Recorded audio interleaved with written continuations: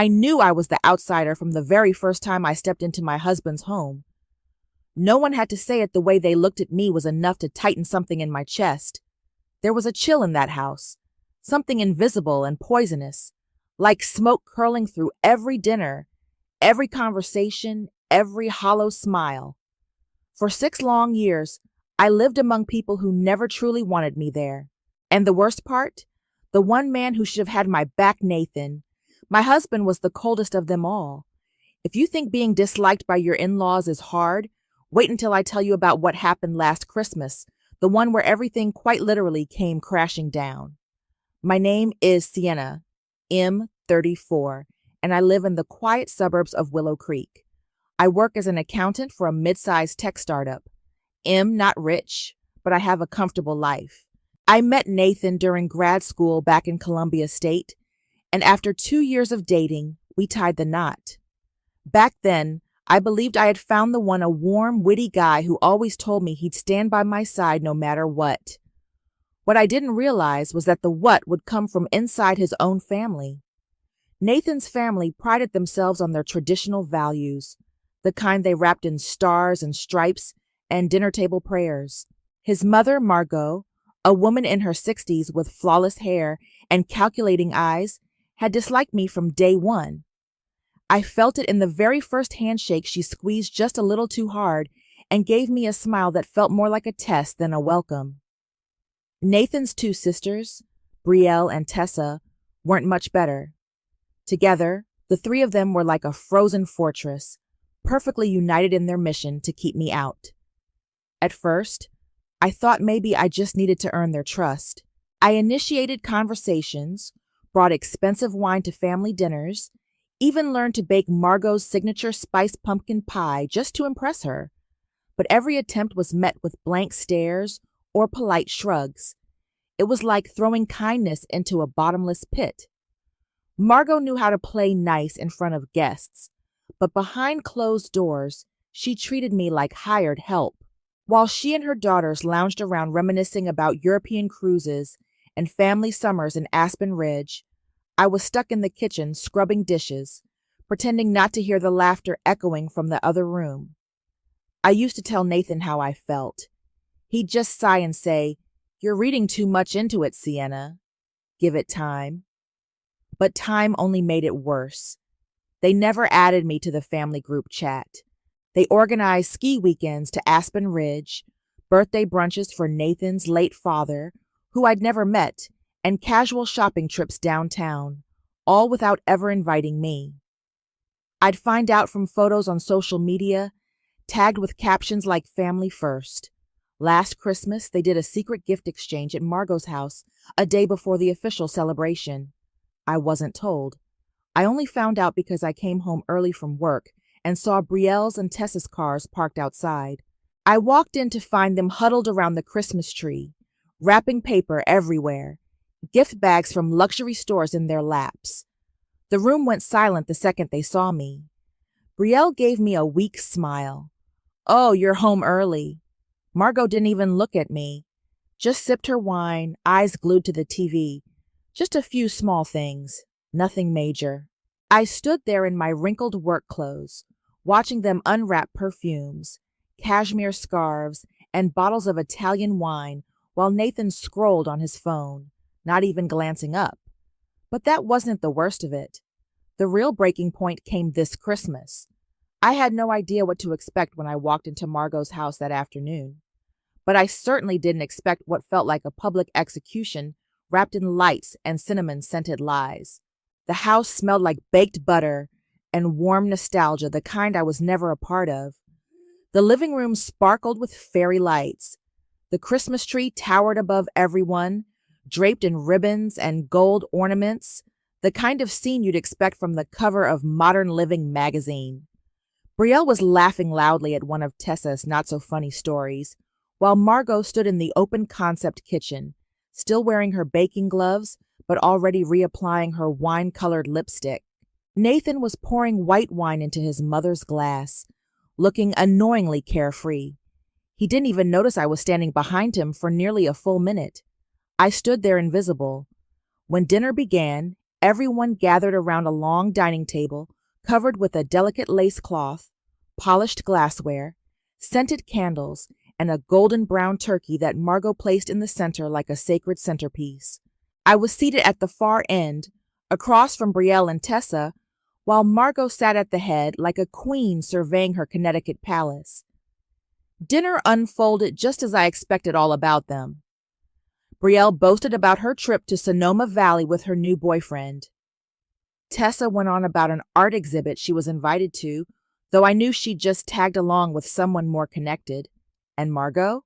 She didn't miss a beat, proudly doting on her daughters while slipping in little jabs.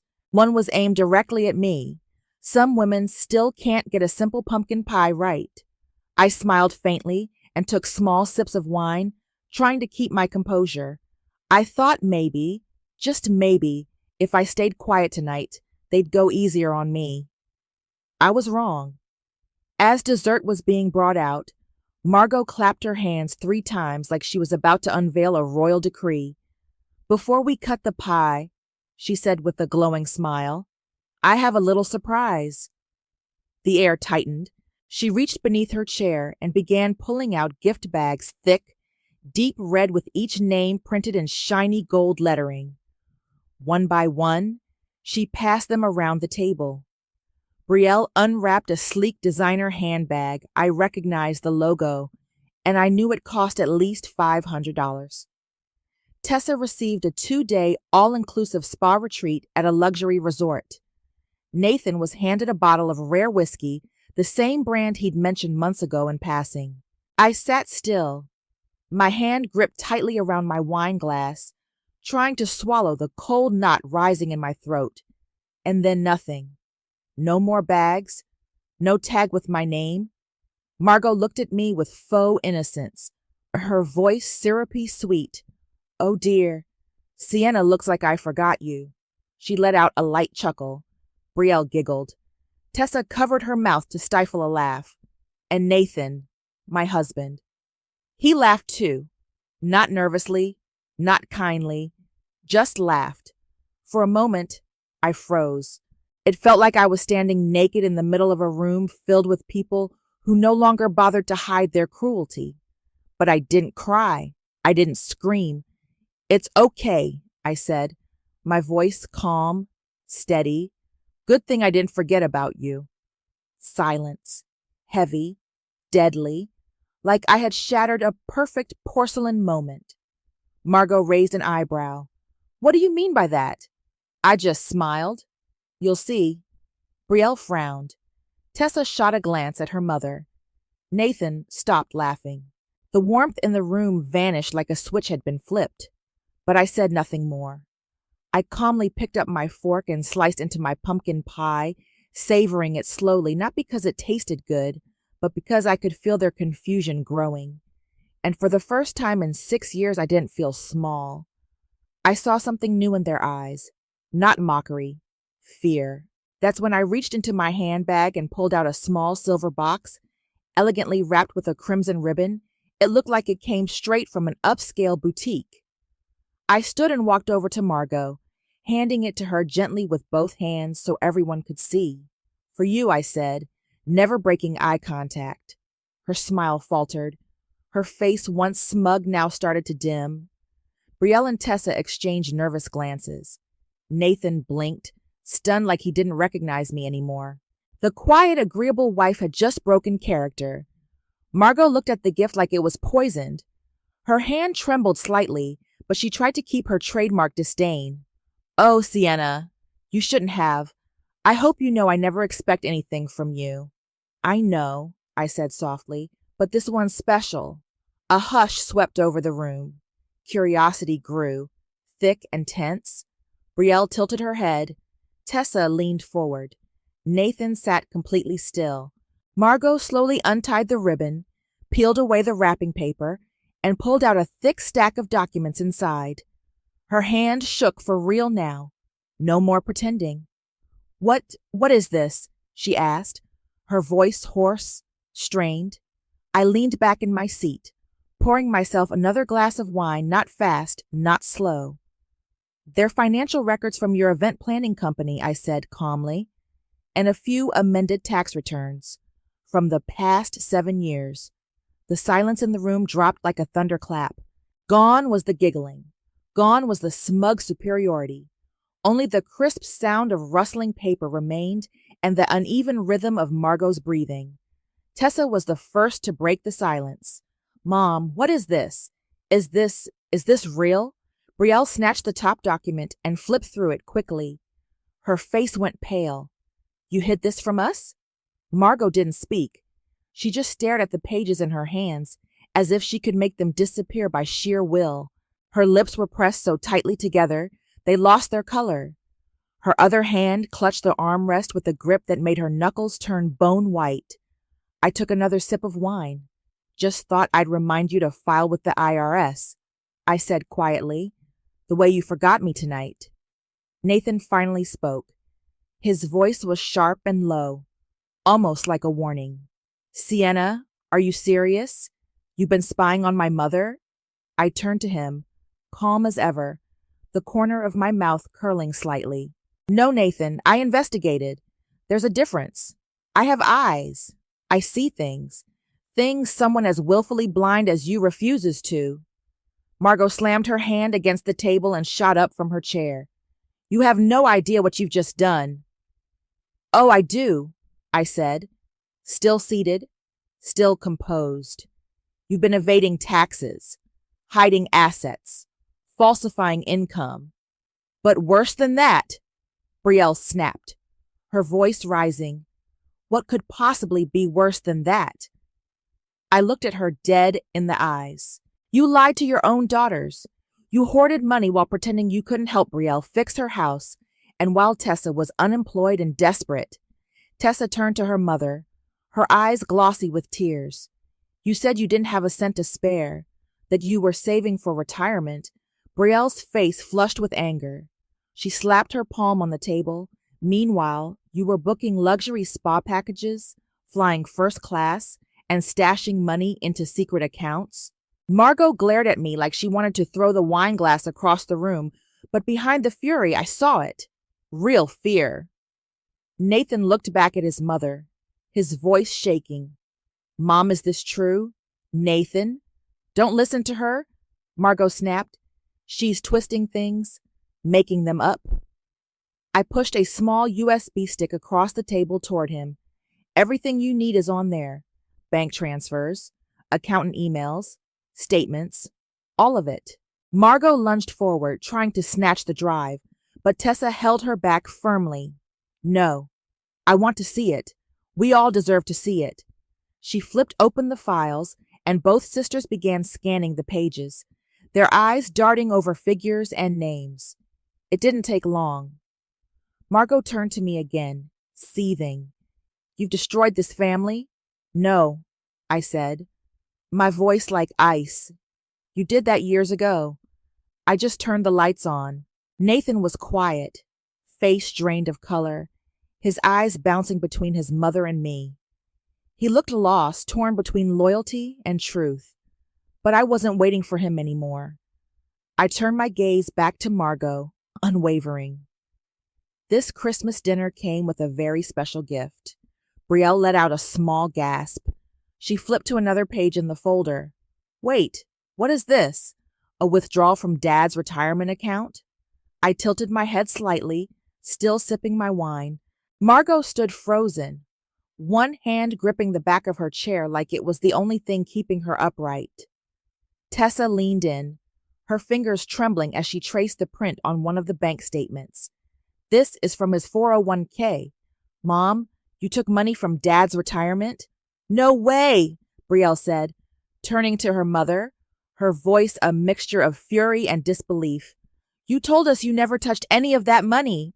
Margot's jaw tightened. She tried to gather herself, but her eyes had already gone hollow, the weight of her lies crashing down around her. The wrinkles around her mouth twitched. You could see the next lie trying to form, but it never came in time. What did you spend it on? Tessa asked, her voice cracking. What did you use Dad's money for? Margot whispered, barely audible. I borrowed it. I was going to put it back. I let out a soft, cold laugh sharp enough to slice through the silence. Sure you were. I was going to put it back, Margot whispered. I let out a sharp, cold laugh, the kind that slices like glass. How? I asked, tilting my head. With the way you've manipulated the books, hidden income, rerouted funds. Let's be honest, you never planned to return a cent. Brielle slammed the papers onto the table, her voice breaking. You told me you had nothing. When I was trying to mortgage the house for the kids, I was looking at second jobs while you were out booking 5-star hotels. Tessa's voice was tight, her fists clenched at her sides. I had to borrow from my ex to cover my baby's hospital bills. And you sat there pretending you couldn't help while secretly bleeding money out of Dad's retirement? Margot turned away, like she could escape the fury and disbelief around her. But there was nowhere to run. Her eyes met mine, and I didn't say a word. I didn't need to. I just sat there, quiet, still like a mirror reflecting the wreckage. That's when the dining room door opened. Richard, Margot's husband, walked in wearing a gray sweater, a half-finished cup of tea still in his hand. He stopped in his tracks, his face shifting the second he felt the air in the room tense and brittle, like a thread about to snap. What's going on? He asked, eyes scanning each of us. Brielle turned to him sharply. Dad, you need to see this. She picked up the documents with trembling hands and passed them to him. Richard took them slowly, his brow creasing deeper with each page he read. His face turned red. Margot, his voice cracked. Is this real? Margot rushed toward him, grabbing his hand. I did it for the family. I was just trying to keep the company afloat to maintain appearances. I was going to tell you once things settled down. Richard stepped back, as if her touch had scalded him.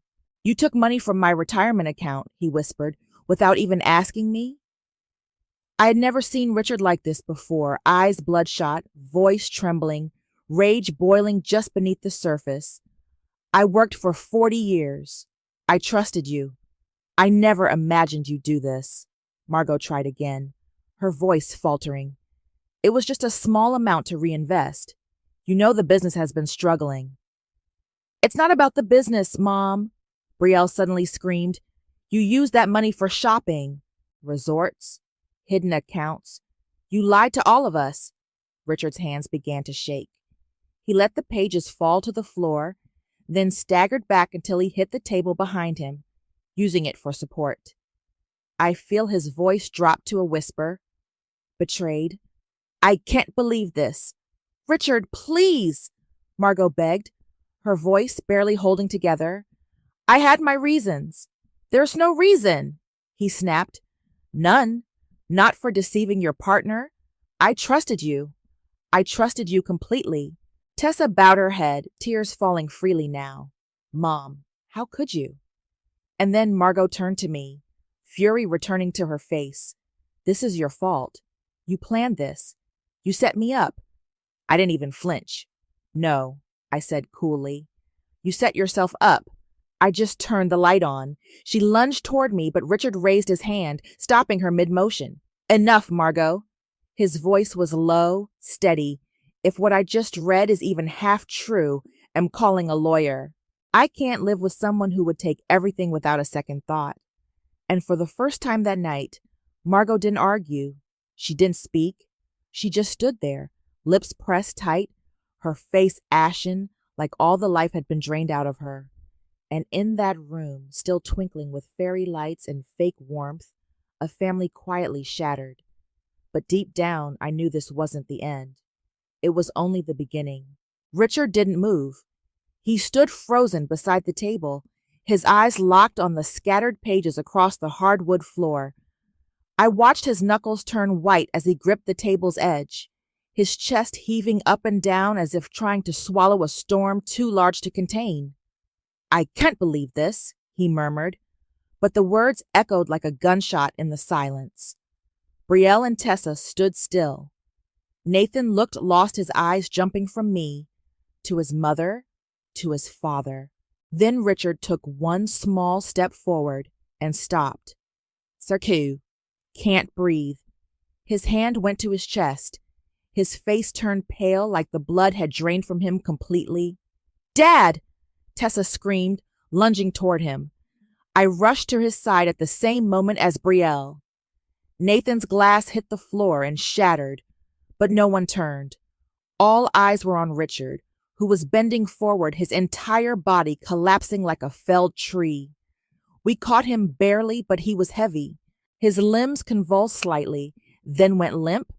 I waited, I whispered, stepping forward, my voice low but steady. I swallowed my pride. I gave your mother chance after chance to act like a decent human being, and every single time she crushed my dignity like it meant nothing. Nathan turned his face away, shame flickering in his expression. But I didn't stop. Not this time. I used to think you were just caught in the middle. I told myself you were trying to keep the peace, that maybe you didn't know how to choose. But tonight I shook my head. Tonight, when you saw the truth right in front of you, when you watched your mother lie, steal, hide money from your sisters, rob your father's retirement account, and you're still here blaming me? I looked him in the eyes. Tell me, Nathan, whose side are you really on? His lips parted, but for a second, nothing came out. Then, finally, he said, quietly, I just wanted to keep this family together. I stepped back. That line hit me harder than any insult ever could. This family was never together, Nathan, I said. Your mother manipulated everything and everyone. She never wanted me here. And you chose her. Over and over again. You chose her silence instead of my pain. Behind us, Brielle stood slowly. Her voice was calm, cold. Don't, Nathan. Don't twist this. Tessa added, Mom was wrong. We all saw it. Sienna didn't break anything. He just showed us what was already shattered. Nathan's mouth opened, then closed again. He looked down at the floor as if trying to find the version of this story where he wasn't the coward. I felt no more anger, just a strange emptiness, like something heavy had finally been set down after years of carrying it. You just lost your last chance to do the right thing, I said softly. I never needed you to protect me, Nathan. I only needed you to see me. I slipped my wedding ring from my finger, slowly, deliberately. The metal felt cold in my palm, like a relic from a museum display, something that once had meaning, now only holding weight. I placed it gently in his hand. This is the last time I wait for you to choose me. He didn't say a word. His hand clenched around the ring, trembling slightly, as though letting go of it might break everything for good. But it was already broken. I turned away. I didn't care what he would say next. For the first time in 6 years, I felt something strange. Relief. Because the truth is, a man can wear a wedding ring, sleep beside you every night, call you his wife. But if he doesn't stand by you when you need him the most, he's just a stranger carrying his mother's last name. I left the hospital shortly after the doctor came out and announced that Richard had stabilized, though his heart had sustained serious damage and he'd need close monitoring. Brielle and Tessa stayed with him overnight. Margot had vanished the moment a nurse gently asked her to stop interrupting the medical staff. Nathan remained in the waiting room, hunched over, looking like someone who'd aged a decade in a single night. But I didn't look back. There was no need. The cold wind slapped across my face as I stepped into the parking lot, but I didn't shiver. Instead of feeling frozen, I felt light, untethered. The ring in my pocket felt strange now, just a piece of metal, nothing more. It didn't belong to me anymore. When I arrived home, I didn't turn on the lights. I stood in the middle of the living room, staring at the wall of photos our wedding, a laughing honeymoon shot from Cannon Bay, snapshots from birthdays and weekends that felt a lifetime away. The leather chair where Nathan used to read every morning still sat in its usual spot. His jacket still hung over the corner of the couch. Everything looked the same, and yet none of it belonged to me anymore. I opened the drawer, placed the ring in my old jewelry box, and quietly took out a small suitcase. A few clothes, my laptop, passport, wallet. I didn't need much. I just needed to leave before I talked myself into staying. The next morning, I sat at the kitchen table and opened my laptop. I typed a short email to the lawyer I had quietly contacted a month earlier, back when I first started investigating Margot. Subject line: Begin divorce proceedings. That afternoon, I received the first message from Nathan since the hospital. Sienna, please. I need to talk. Just once. I didn't respond. 2 weeks later, Margot was summoned by federal investigators. Charges of tax evasion, corporate fraud, embezzlement. Everything I had documented and passed to my lawyer had been forwarded to the IRS and FBI. And it wasn't just shady books. There was proof she had used fake employee names to drain pandemic relief funds from the Small Business Assistance Program during COVID. The local media picked it up. Her name, her company, Margot Blake Eventsol splashed across headlines. Photos showed her leaving court in a wrinkled gray suit, no makeup, her carefully coiffed hair undone. There was no trace left of the woman who once presided over Christmas dinner, like royalty. And strangely, I didn't feel satisfied, just right.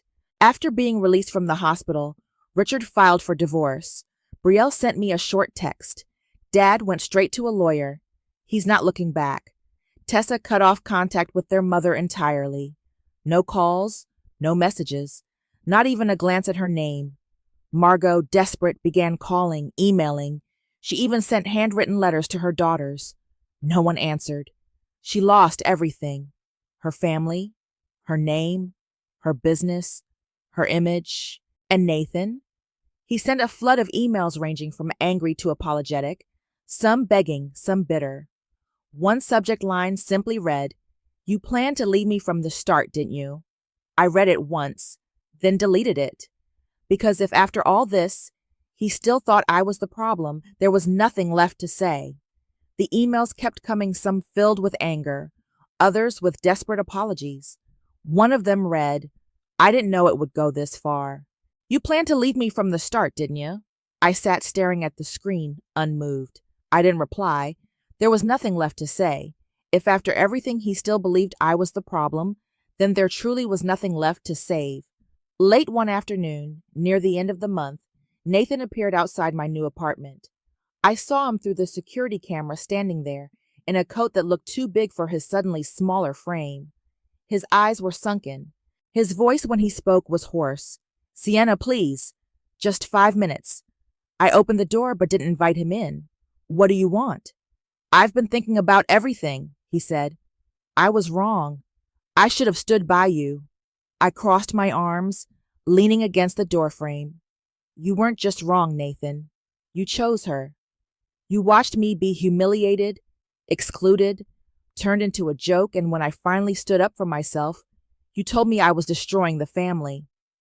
He looked at me, silent. "I know," he said finally. "You don't trust me anymore. I wouldn't either. But I'll do anything to make it right." I shook my head. "You don't need to. I'm done waiting for anyone to make it right. I already made my choice." And with that, I gently, firmly closed the door. No yelling, no crying, just silence. Inside, I sat on my sofa and watched the golden afternoon sunlight stretch across the wooden floor. For the first time in 6 years, I felt peace. Not because Margot had fallen, not because Nathan finally admitted the truth, but because I had finally freed myself. After that day, he didn't come again, not right away, and I didn't expect him to. I figured it would take time for him to realize I wasn't going back, that the woman he thought would always wait had walked away, not with rage, not with revenge, but with a quiet door that shut and didn't open again. 3 weeks later, the first call came. I didn't answer. 4 more followed. Then a long voicemail. Then an email. Subject line, "I'm sorry." I sat at a cafe a few blocks from my apartment, watching his name light up my screen. I felt nothing. No hurt, no heat, just stillness, like the calm surface of a lake after a storm. I reached out, tapped block number. That was it. No hesitation, no regret. And that was the moment I knew I had truly let go. These days, I wake up every morning at 6 a.m. I brew my coffee and open the window to let the sunrise in. My apartment is small, a studio in the North End, not far from downtown Willow Creek, tucked above a quiet bookstore and a flower shop. I live simply. No screaming across dinner, no cold silences, no invisible walls in a house full of people pretending to love me. I grocery shop alone and don't feel embarrassed. I eat dinner in silence and don't feel lonely. On Fridays, I buy myself fresh flowers. On Sundays, I read novels I never had time for when I was Nathan's wife. Every month, I revise my personal financial plan and track my growth. Not just in numbers, in peace, in clarity, in power. When Margot was officially charged with financial fraud when the news broke and her name hit the headlines, I didn't celebrate. I just folded the newspaper and threw it in the trash, because I had already learned real victory isn't when someone else falls. It's when they no longer have power over you. Brielle and Tessa still check in from time to time. They send short messages, little thank you notes. They know I don't need them, but they send them anyway. One day, Tessa wrote, "If it weren't for you, our whole family would still be living in denial. I'm sorry. Sorry we let you suffer for so long." I didn't reply, but I smiled. That was enough. About a month after Margot's court appearance made it into the major newspapers, Nathan tried again. Another call from a number I didn't recognize. I knew it was him. I didn't even wait for the third ring. Decline. 3 days later, an email arrived. I have no excuses left. I've started therapy. I need to fix everything, including myself.